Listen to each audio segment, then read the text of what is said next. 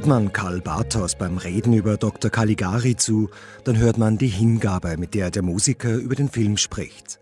Was ihn an Dr. Caligari von Anfang an faszinierte, Bartos zählt auf. Die expressionistische Weltanschauung, die Psychoanalyse und die mystische Geisterwelt der Romantik. Bang!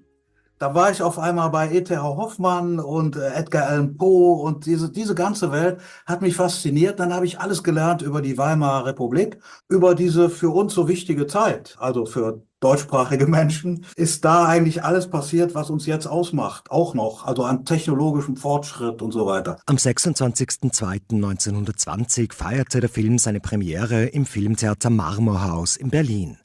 Damals ein cineastischer Prunktempel am Kurfürstendamm. In der Moderne beginnen die Leute so zu sein wie wir jetzt. Die waren auch schon vorher so, aber da hatten wir die Technologie. Die Folge dieser Weimarer Zeit, wissen wir ja, ist ja diese tolle Zeit in Deutschland mit dem Führer und dem ganzen Mist. Und der Film wurde als entartet ja bezeichnet, was einen ja nicht wundert, weil der Held ist dann der Anti-Held und der Doktor ist nicht mehr der Doktor, sondern doch der Wahnsinn. Und damit konnte man nichts anfangen.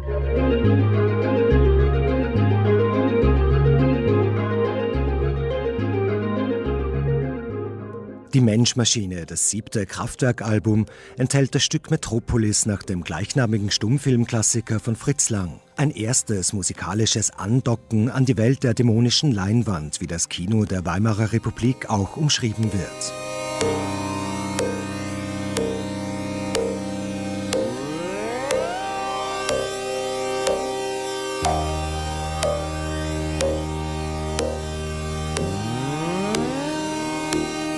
Karl Bartos zählt zu jenen Figuren des Pop, bei denen sich Bedeutung und straßentaugliche Prominenz aus dem Weg zu gehen scheinen. Das mag auch an der Nüchternheit liegen, mit der Bartos über die vergangenen Tage spricht. Mit Metropolis, einem 6-minütigen Übersetzen von Metropolis, waren wir ganz cool dabei, weil die Innovation der elektronischen Musik damals uns auch erfasst hatte. Aber später wurde mir klar, dass nicht jede Innovation Fortschritt bedeutet. Das hat dann auch dazu geführt, dass ich dann Kraftwerk verließ und so weiter. Tour de France, Tour de France.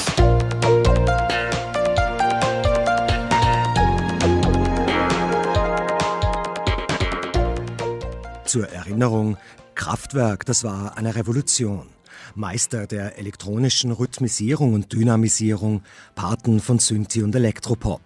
Bartos war erst Live-Drummer, dann fixes Bandmitglied und Co-Autor von Stücken, die in ihrem eigenen Klassikeranspruch, dem Kabinett des Dr. Caligari, nicht nachstehen. Sie ist ein Model und sie sieht gut aus.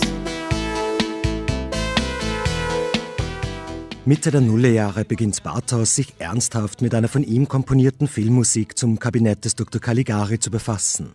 Er geht gezielt vor und erkundet Schicht für Schicht. Dann habe ich mich rhythmisch genähert und war bei Strawinsky. Ein großes Vorbild von mir, ist ja berühmt geworden mit dem Feuervogel und mit Le Sacre du Printemps. Das waren ja Aufträge für das Ballett Paris. Und das Pariser Ballett hat dann natürlich nach der Musik eine Choreografie entwickelt. Und ich habe das umgedreht. Ich habe den Film und die Bewegungen, die überzeichneten Bewegungen, habe ich als Choreografie verstanden und habe jetzt den umgekehrten Strawinsky gemacht. Wenn der das Ballett hätte gesehen, wie würde die Musik geklungen haben?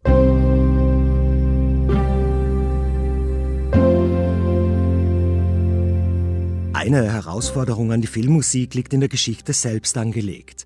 Der Inhalt verbindet 3 Zeitebenen, das damalige Jetzt 1920 als Entstehungskontext, die eigentliche Geschichte spielt im 19. Jahrhundert und eine Rückblende verweist auf das 18. Jahrhundert. 1920 war ganz Europa Jazz. Die Amerikanisierung Europas hat da ihren Anfang genommen. Nur der Film spielt ja nicht in 1920, sonst hätte ich was anderes gemacht. Der spielt vorher. Ich suchte nach einem Klang, der alles verbindet. Und deshalb habe ich auch tatsächlich Szene für Szene genommen, aber ich habe angefangen mit dem Jahrmarkt.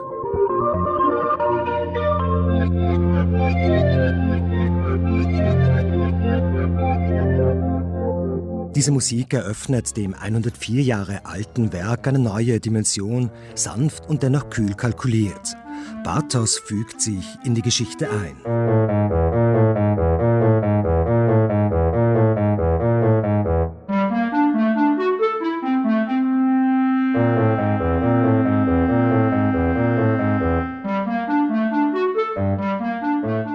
Der Schlafwandler Cesare taugte 1920 als Metapher für eine Welt mit geschlossenen Augen, die erst nach dem selbstverschuldeten Unheil aufwacht, als es bereits zu spät ist. Das traf den Nerv der Zeit und scheint auch von der Realität 2024 nicht allzu weit entfernt. Es macht halt unglaublich Spaß, wenn die Leute den Film jetzt mit anderen Augen mal anschauen. Das ist nicht nur ein böser Film, wo ein Typ in schrägen Klamotten rumläuft. Da ist unglaublich viel zu lernen aus diesem Film.